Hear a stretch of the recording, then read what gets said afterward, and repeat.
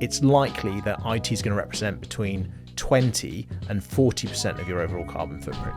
How are you kind of rolling that into, not necessarily enforce them to become conscious, but the awareness of perhaps other people in their organisation that might be thinking about it? What is sustainability? How is it relevant to my business, particularly in IT? And where are the challenges, but equally where are the opportunities? When you're winning new business or looking to win new business, how are you making people aware of that, and what are you using to help them consider it? Fundamentally, we need to start delivering things in different ways, because the amount of carbon we're producing as a species is still increasing. You're able to get into the really the nuts and bolts of it and go, this really is what you're doing.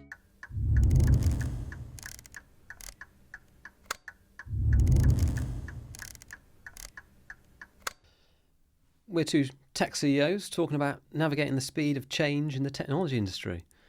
This comes from the impact of tariffs, changing supply chains, opportunities with sustainability, getting the best value, but also, most importantly, winning new business. We're going to have an open, honest discussion, really sharing a bit different perspectives from our experiences in our businesses. I'm here with Anthony Levy, who started his business 17 years ago in a financial recession. All great businesses start in tough economic times, they say, and you've done very well. I mean, rapid growth, international expansion, and you've gone through some challenging times. So thinking about Brexit, COVID, supply chain shocks, and a hell of a lot of political change. And you're representing Circularity First, who's really focusing on profitable outcomes with sustainability and technology. Thank you, Andy. It's great to be here and to be talking about how to thrive in times of uncertainty. Look, you've been on a pretty powerful journey yourself. 20 years in the tech industry, you've worked across software, distribution, telco, and IT services.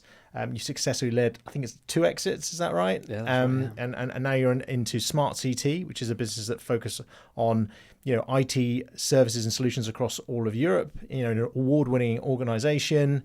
It's great to share this platform with you and really to dig into what it's like to run businesses like this. Yeah, absolutely excited. So it's great to be here with you. Why is tech under the spotlight for sustainability? I know you're going to love this one, and I always love hearing you talk about this, Anthony. So, fastest growing emissions is, AI, yet again. One of the top 5 things to decarbonise globally is a technology. And the focus here around elevating the conversation to help us kind of win new business. And how can sustainability really be a way of reducing cost, actually? And, when we talk about reducing cost, actually, how does that translate into winning more business? Someone who's super passionate about this, Anthony, and I know you've been recognised recently at a big awards ceremony for your contributions to the space. What's your view? Well, let's revisit those stats, because I think it's really important that people start with the why. So you rightly pointed out that IT now represents the fastest growing carbon emission stream. So today it's about 4%, so that's double aviation, but it's expected to reach about 14% by 2040. So that is a really rapid increase, which is why it's the fastest growing. And you're right to highlight AI is one of those contributory factors, which is really driving the rollout of huge numbers of gigantic data centers, which are massively energy consumptive and have loads and loads of physical infrastructure in them. But when we talk about global emissions, I think it's a bit abstract. I think if we think about who your audience of this podcast would be, we are individuals in organizations. And if you're a people-centric organization, using laptops and software to do the majority of your business, it's likely that IT is going to represent between 20 and 40% of your overall carbon footprint. So, if you've got any kind of goals to decarbonize, it's going to be right up there, at least the top 5 things, as you said, that you need to do. Now, how that breaks down depends on your organization, but a big part of that would be scope 2 or scope 3 carbon, depending on what you do. But as you rightly point out, this isn't just a debate around we should do it for the moral reasons. We've got to be thinking about the business case for sustainability, and that's really where I get most passionate. So we're not leading with the heart here. We've got to look at how can businesses weave sustainability into their core business strategy for the growth of the business, to generate value. And I know you specifically mentioned about winning new business. So, we work with a number of different clients that have fundamentally proven that this has changed their relationship with their clients, has allowed them to differentiate and even increase their gross profitability. We work with one client that has introduced remanufactured technology into their supply chain, and they've increased their gross profit by 3% across their entire business. And that trickles straight down to the bottom line. But if you think about differentiation, and this won't necessarily last forever, but right now in tech, can you name a sustainable IT company? Can you think of a brand that puts their hand up and says, we're sustainable, and that you can believe it? Across other industries, you can debate whether you believe them or not, but in cars, you've got low emission cars, you've got energy companies, you've got clothing brands, food brands that are all putting their hands up and saying, we're sustainable. Yeah. Anyone in tech? So, think about it. Most companies have some kind of carbon reduction goal. Most companies want to be seen to doing the right thing. So there's a massive opportunity for the first few tech companies to differentially win more business by being the leaders in this space. And it's not incredibly difficult to do so. And I think consciously we're all becoming more focused on doing the right thing. Even things like, waste, right? I've never been so conscious in my life about, making sure recycling's done appropriately. But when you're selling services or any technology to some customers, they might not be as conscious of that factor. How are you kind of rolling that into, not necessarily enforce them to become conscious, but, the awareness of perhaps other people in their organisation that might be thinking about it? Well, there's a few points there. So, initially, the whole point of our mindset as individuals and the mindsets we take to work is an interesting one. So, yes, most of us live in renovated homes, drive certified pre-owned cars, perhaps buy refurbished phones and laptops for our kids. In our home lives, we think about recycling, we think about energy use all the time. Sometimes when we turn up at work, we don't. It's not the top of the list. But you're right, it's different decision makers, and I think people don't always feel empowered in organizations. But more than that, I think the starting point comes down to education. So I think, most people get to where they are in their jobs through being very good in their functional area or knowing their industry really well. Sustainability is a whole other topic that people are coming to fresh. So the starting point, it's got to be some education. So when we work with companies, the first point we do is normally run workshops to help them understand, what is sustainability? How is it relevant to my business, particularly in IT? And where are the challenges, but equally where are the opportunities? And to your point then, so moving into that, you might have heard concepts like the circular economy. This is, at the moment we largely live in a linear economy. We extract things out of the ground, we turn them into products, we use them for a bit, and then we throw them away. The circular economy is all about keeping those materials in use for as long as possible. And the interesting thing about a circular economy is it's first of all a different way of thinking. So that has to be introduced and explained. But equally, because you're not building these things from scratch, typically they're lower cost. And that's lower cost actually for the manufacturer to remanufacture. There's lower cost for the reseller, so to put their margins on so they can make harder margins. And equally for the customer, they can also make a saving. So things like the circular economy can add value right across the supply chain and actually be better for everyone and measurably more sustainable. I want to touch upon reporting and regulation. So in the business I run, we're an SME.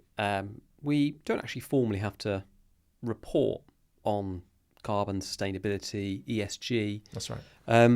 But we've started doing it. I think we actually undertake an audit that is probably more intensive than a financial audit. So there's a lot of checks and balances done, and we've learned a lot as a business. A lot of larger organisations are, there's more regulation in place so that their reporting is more formalised. But selling into some businesses, perhaps not as aware of it as it's probably rapid, but certainly enhancing quick. How are you seeing, what's your kind of view on the reporting? How do you, when you're winning new business or looking to win new business, how are you making people aware of that? And what are you using to help them consider it? It's a really good question. And you're right, I sort of sensed your hesitation there of how fast is reporting evolving? I mean, we had a really rapid push into forcing all organizations basically across Europe to report, and then they're sort of inching back a little bit, which I think makes it a little bit harder for people. If it's a straight line, we know it's coming, we suck it up, we get it done. It's like, oh, if it's eased off, do I need to focus on it as much? But yeah, getting down into kind of how you support customers with it. I mean, we're talking about 2 or 3 different things. So measuring the thing, measuring the carbon impacts is a pretty complex subject on its own, particularly in IT, because these are complicated products. They have complicated supply chains. And let's face it, most of the big tech vendors haven't fallen over themselves to provide transparent data of how much carbon's in them. Right. So, for example, in networking, which is a space we operate in, we actually had to go and build the data sets ourselves. We did the primary research to take apart these products, to do what's called a life cycle analysis, to actually understand how much carbon was in them. What that means for us is actually we can advise customers on how much carbon is embodied in their products. We can give them those reports. We can even advise them when we're designing a new solution for them, which solution has less carbon, whether it's embodied in scope 3 or how much energy they're going to use in scope 2. So it's definitely coming. The direction of travel still in regulation is that we need to report.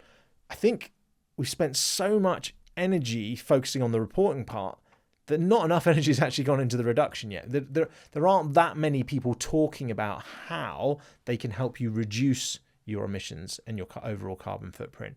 And again, that needs some education, that needs some training, but fundamentally we need to start delivering things in different ways, because the amount of carbon we're producing as a species is still increasing. We're supposed to have halved it by now, and we're still increasing. So we're a long way off hitting like the Paris goals and things like that.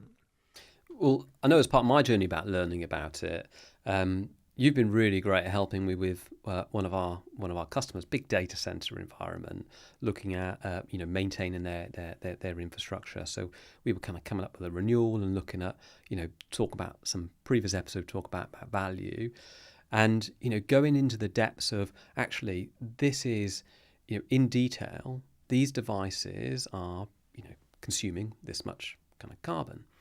And as a data center organization, they were really, really interested because, you hear about crypto, right? Okay, crypto is causing, a lot of consumption in data centers, or even AI, right? I think I heard the other day someone was saying that where people ask please, because we're all, probably generally polite, or our English, not me, I'm Welsh, but the English kind of politeness, we always want to say please and thank you, which is great, but it's consuming that. And how this data center customer was thinking about was, well, actually, what am I using? And, what you were able to get into the detail of is not just some, what quite frankly are estimates. And it's great to have an estimate because it gives you a baseline, but we were able to get into the, really the nuts and bolts of it and go, this really is what you're doing. So using that data in more detail.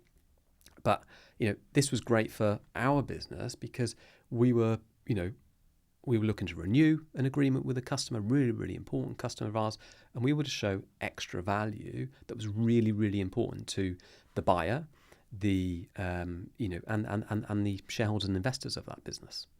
How do you think that kind of compares to those who are just estimating but kind of getting into the detail? So it's a really good question, because if I'm candid, like all carbon reporting is estimation. It's just there's some really, really poor estimation and some much better estimation.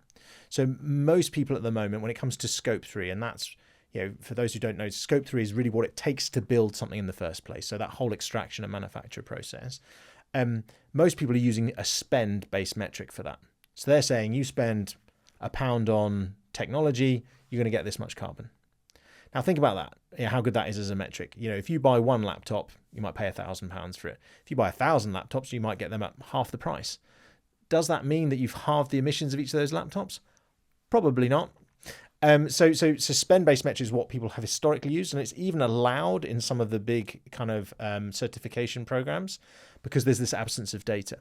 But the data we provide, it was based on actually, taking the products apart and mapping that journey through the extraction of the materials, what it takes to manufacture them, what it takes to transport them. So it's a much better estimation, and one that's going to be way more valid and way more useful for a customer. We did a project for the MOD to compare spend-based measurements with our LCA data. Their data was plus or minus 70%. So what other KPI would you trust when someone gave you the data? Oh, your profit is plus or minus 70% this. You wouldn't trust that, would you, Andy? Be a little worried. You'd be a little worried, right? So that's exactly the point. So like, look, this whole world is evolving. Regulations evolving, people's response to it is evolving, but we can't lose sight of the fact that actually what we're trying to do is meaningfully reduce these impacts whilst also creating profit, creating value, and building our businesses for growth. Okay, so what we're talking about is tech, big focus on sustainability.